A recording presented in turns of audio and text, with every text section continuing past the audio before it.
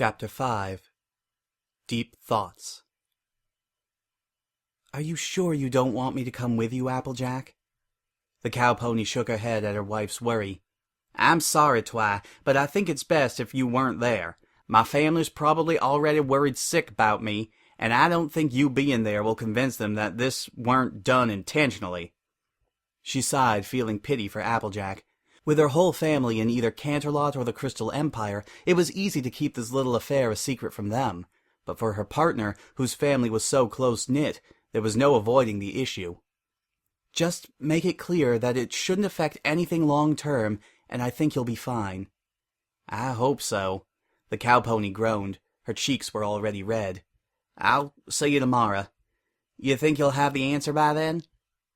Twilight lifted an eyebrow in a way that seemed a bit arrogant. "Relax.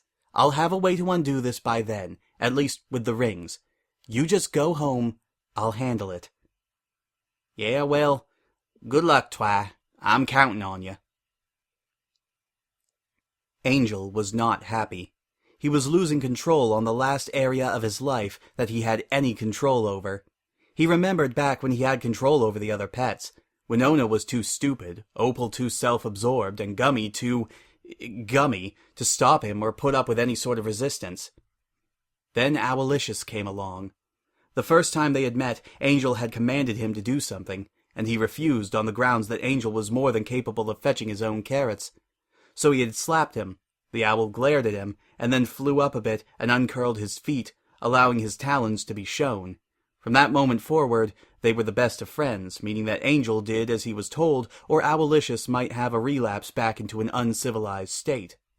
After that, Fluttershy's critter group got the addition of that bear, who, while as dumb as Winona, was at least able to grasp that one with big muscles didn't have to put up with a fluffy weakling. Fluttershy was his last area of control, though Iron Will had done a good deal to unravel that. But now there was the rainbowed one, coming in and trying to give her a backbone. Soon he'd have no control, and have to share a house with that slow-witted ball of slime Tank, too. He was not about to let that happen. Which is why the first thing he had done when he realized they had arrived home was interrupt their sickening mating ritual to demand that his lunch be served. He made sure to be served first, and ate fast enough that by the time Fluttershy was finished, it would be time to wash the dishes. Unfortunately, the rainbowed one had opted to help Mama with her chore, and the work was getting done too fast. He thought about dirtying the plates that were already cleaned and making her work longer, but it was too easy to get caught. So, as soon as the pair were done and flying up to the bedroom to be alone, he had thrown a tantrum until Fluttershy agreed to style his tail, much to the rainbowed one's annoyance. Another tantrum got him story time, and by now, her lover's patience was used up. "You need to quit letting that bunny walk all over you," she had demanded when she thought Angel wasn't listening. "We don't live in Napon. You can say no to him." "He just wants to spend time with—" "No, Fluttershy, don't you see he's trying to keep us from spending time together?" "Rainbow!" Fluttershy chastised gently. "Do you really think Angel would be so selfish?" Her mare friend's level stare was all that was needed. "Well, what should I do?" "Just ignore him. He is the pet. You are the master. You can—" A tossed carrot interrupted Rainbow Dash's diatribe as Angel stomped his feet and angrily pointed towards the outside. He wanted to go for a walk. Fluttershy gulped, looking at her mare friend. She simply motioned at the rabbit, a clear sign to start being more assertive. Angel, don't you think we've spent enough time together today? I'd really like to spend some time with Rain—" Angel began another tantrum, but he was cut off by Rainbow Dash grabbing him by the ears and hoisting him up. "Dash, what are you—" Fluttershy began, but her mare friend silenced her. "You need to be tougher on him," she said firmly, walking over and placing him in one of the pet carriers. She threw him in and locked it. "We'll call this the timeout room," the athletic mare said, turning back to her mate. "Don't you think that's a little mean?" "No, Angel needs to learn how to behave." She picked up the cage, with Angel desperately rattling against the prison. "I'm going to put this outside somewhere in the backyard. Then we're going to do a little snuggling to get your mind off of things." Well, okay. Just, stay out of my shed." "What?" That's where I keep the nocturnal animals that come to me for treatment. Opening that door would let sunlight in, and that could hurt their eyes. Oh. As he was carried out, Angel fumed, glaring at his hated enemy. The rainbowed one would pay. He swore it. Applejack felt her stomach turn in flip-flops as she strode up to the farmhouse. Gulping, she looked down at the golden wedding band, still clamped tightly around her forehoof. She considered trying to hide it, but quickly dismissed the notion. Even if she could find a way to do so, she'd have to tell them sometime. Best to get it over with. Taking a deep breath, she entered the house, yelling, "I'm home!" AJ, is that you? Granny Smith called out. Get your flank in here and help me. Dinner needs to get ready and your brother has his hooves full. Applejack did as she was told, entering the kitchen to see the matriarch of the Apple family in the midst of preparation. As she hit a kettle with a wooden spoon, she turned to her granddaughter.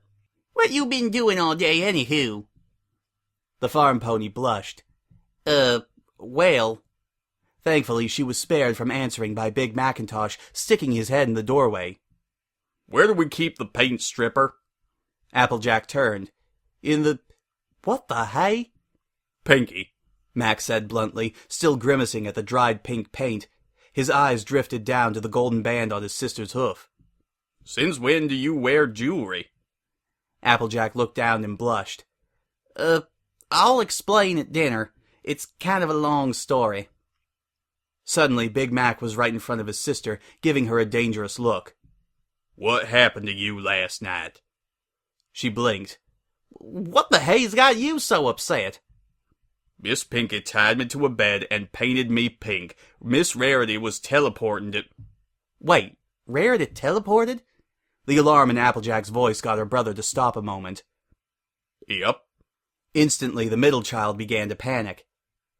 Twi said that was dangerous to do when you're drunk, and we couldn't find her this morning. I gotta go back to the library and tell Twi. Oh, you don't have to worry. Pinky chirped, suddenly entering the room. Instantly, Big Mac let out a yell and backed up, hitting the cabinets in a futile effort to get away. Please don't hurt me, he whimpered. Pinky tilted her head, then giggled. You look silly. Who painted your fur like... Pinky, Applejack said sternly. You were saying something about Rarity? Huh? Oh, yeah. I saw Rarity. She's going to a fashion convention in Manhattan, and she said she was going to go to Canterlot first for some supplies. She's fine. Really? That's kind of sudden without telling us. Hey, you didn't tell us you were getting married to Twilight until this morning. Pinky! What? Came the cry of the other two apples. Oh, you haven't told them yet? No, Pinky, I hadn't, she answered through gritted teeth. My grandbaby's getting married, Granny Smith said excitedly. Oh, doggy, I better go round up the kin for the wedding. What? No, Granny, wait! But she was cut off by Big Mac throwing his forelegs around her. My baby sister, you're all grown up, he said with tears in his eyes. And marrying a big city pony too. I'm so proud of you. I get to give you away, don't I? Big Mac! Even amongst the madness, her brother's pride was wonderful to hear. Oh, the wedding already happened. That caused them to stop. What? Applejack blushed. I had a little too much to drink last night, and, well, I kind of woke up married to Twi. There was silence. I see, Granny Smith said at last, her voice neutral. And what are you fixing to do about this? Applejack shifted nervously. Well, Twi says the marriage is invalid since we was drunk, so we're gonna get an annulment. It'll be like it never happened. I see, the matriarch said at last. It ain't a divorce. No, ma'am. Well, all right then. Can you go fetch me some apples from out of the orchard? Applejack blinked at the quick dismissal. You ain't mad? Granny shook her head, a smile crossing her lips. Darling, we all do crazy things when we're young. Why, I remember the one summer when I was your age, Cousin Apple Rose took one too many mugs. Let me tell you, waking up in the City Slammer was not the greatest thing, but it was worth it for that night. Them stallions, they were good. Both Applejack and Big Mac's eyes widened. Granny, the younger mare said weakly, I really don't think we need to hear this.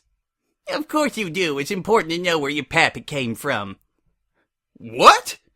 Was the cry of both grandchildren. What? Our pa? How in the... Applejack said faintly, though she regained some of her senses when she noticed her grandmother was laughing uproariously. You're pulling our leg, ain't you? Applejack said bluntly. Yes, sirree. You young'uns are so easy. Granny, Big Mac said disapprovingly, but Pinky cut him off. So, why's your fur pink? Remembering who else was in the room, the stallion backed up against the cabinets once more. You painted it! I did? Pinky tilted her head. I don't remember that. Oh well, here, I'll help you get it off. That's all right, he stammered. I'm fine with... But Pinky, who was a lot stronger than she looked, just pulled along. Don't worry, I know a great trick for getting paint off. I used it every time I used paint when I was little. Big Mac gulped and looked to Granny Smith for help. She just kept laughing. Twilight could barely concentrate on her research. It made sense because she was following a basic rule that Celestia had taught her about research. Namely, that one should always concentrate on one problem at a time. In this case, she had 3. Finding a spell to remove the rings was the subject she had given top priority. She had found several spells that could have been the one she was looking for, and through process of elimination, she had found the most likely one.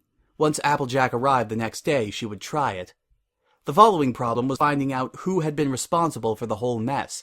They didn't have very many enemies, none that still lived at any rate. She racked her brain trying to come up with a suspect that wasn't in the meager list they had. The final puzzle was one that had carelessly entered her mind during her research and would simply not leave, despite her best efforts to shoo it out. Was she attracted to Applejack? She had married her, after all. Drunkenly, true, but as she had said, alcohol didn't change who you were attracted to. Not completely, anyway. And like she had noted, she was pretty. She tried focusing on her research, but the thought came back again. Applejack. She was a mare that she respected. A bit lacking in book smarts, true, but any pony who dismissed her as stupid was sadly mistaken. She was clever when she needed to be, and practical at all times, something she admired. She grinned. Even in that first day, when she was in a hurry to get back to her research about Nightmare Moon, she had fun at the reunion, and she loved her cooking. She mused a bit. Clever, practical family meant a good deal to her. She got along well with Spike and the rest of her family. They both thought the other was cute. She thought on Fluttershy and Rainbow Dash. Their first reaction to being attracted to each other while drunk was to try a relationship. Maybe that was logical. She shook her head. Love wasn't logical, that's what every pony said. She had found friendship illogical, but she was still willing to give up anything for it. What should she do? She thought a moment longer. Would Applejack even approve of such a relationship? Then she had a start. Through the haziness of the night before, she remembered her conversation with Applejack. You'll go off and forget about Ponyville. And me. I'll be stuck on the farm till I'm as old as Granny Smith. Her eyes widened as all other thought processes stopped. She mentally cursed herself. How could she forget? Her friend was hurting. They needed to have a talk. She pushed the thought aside. She couldn't do anything right now, and she had more work to do. She looked over her list of suspects once more, reading the list ranked top to bottom in order of the most likely. Chrysalis topped the chart, followed by Discord, Trixie, Flim and Flam, and Gilda ending last. She pawed her chin. Chrysalis would be the worst, since there was no way to investigate her without knowing her location, something no pony knew at the moment. She knew where Trixie was thanks to the flow of news. She had made it to Manhattan, where she had managed a stage show that was getting attention. Gilda and the Flim-Flam brothers would be harder to find, but it was doable. She took a deep breath. Next came the hard part. "Spike," she called, "I need you to take a letter." "Please, Miss Pinky," Big Mac whined as his fellow Earth pony scrubbed him. Not hard like he expected, she was surprisingly gentle. But this was the same mare that had put him in this position in the first place. Can't do it. She shook her head as she washed off the paint with a mixture she had brewed herself. It was amazingly solvent to the paint, so she saw no reason in leaving. I made this mess. I'm gonna clean it up. That's kind of you, but really. He jerked back as Pinky moved to his back legs, knowing his equipment was near there. That's fine, Pinky. I can get there myself. You sure? She quizzed. Pinky, Applejack noted as she watched her brother getting bathed. Can just soaking in that stuff get it off? But it takes so long. Well, maybe Big Mac would enjoy a soak, wouldn't you say? The stallion nodded vigorously. Yeah, I can handle it, Miss Pinky. You really can go now. You need somebody to talk to, and I have plenty to talk about. Oh, I thought of a great new way to make a chimichurri. Pinky, Applejack said carefully, could you go help Granny Smith make dinner? I need to have a word with my brother. Do I have... Pinky, the cow pony repeated sternly. Okay, Pinky said, disappointed. She brightened up quickly. Oh, maybe I can get the pie recipe from her. The two apples watched their friend bounce back towards the farmhouse. As Big Mac breathed a sigh of relief, his sister turned to him. Listen, Big Mac, I want to know, all that stuff you said about me and Twi, you really have been happy if I married her? The stallion looked at her oddly. Course I would. I'd be happy if you found yourself a mare to settle down with. Applejack smiled. She had discovered her orientation at 15, and Big Mac and Granny Smith immediately switched from telling her to find a stallion to telling her to find a mare and a nice foal who needed a home. Well, I mean, Twi specifically. If I had really wanted to marry her, would y'all be all right with it? That got a look. Of course. Miss Twilight's a sweet mare. I see her coddle that dragon of hers. And she's successful, beautiful. I know you'd beat in good hooves. But, I'd have to leave the farm, right? She said suddenly, sounding exasperated. Twi ain't gonna be happy staying here forever. She's a mare with class. Whatever the princess is teaching her, she ain't gonna waste it here. There's nothing I could offer any pony. Big Macintosh looked at his sister with worried eyes. It sounds like you've been thinking hard about this. Applejack's eyes widened as if she had just realized what she said. Well, she sighed. Sis, if you like Miss Twilight... I never said that, she snapped. She calmed down. Getting an element and becoming friends with Twi, I guess it got me seeing things different. In a good way. I never would have been such good friends with Rainbow or Pinky or Fluttershy. Heck, I probably would have never even talked to Rare without absolutely needing it, and now I wouldn't trade her for anything. I'm happy, but... Big Macintosh tilted his head. Are you not happy on the farm? Of course not, she pleaded. I love it here, but I think that's the problem, she sighed. I'm always going out of town now, and, well, when we went to the wedding, she gulped. I'm just starting to wonder if I'm ever going to find any pony to settle down with. We haven't had a problem for several generations. Applejack hung her head. We hardly left Ponyville in that time. I'm always out and about. Not that much, her brother tried to argue.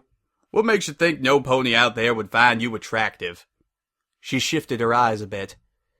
Well, really, I think it's being around others. Big Mac raised an eyebrow. What's that mean? I mean, look at Rarity, or Fluttershy, or even Twilight. They got stallions looking them up and down, even if Twilight don't realize it half the time. Ponies admire Rainbow 'cause she can do all those tricks.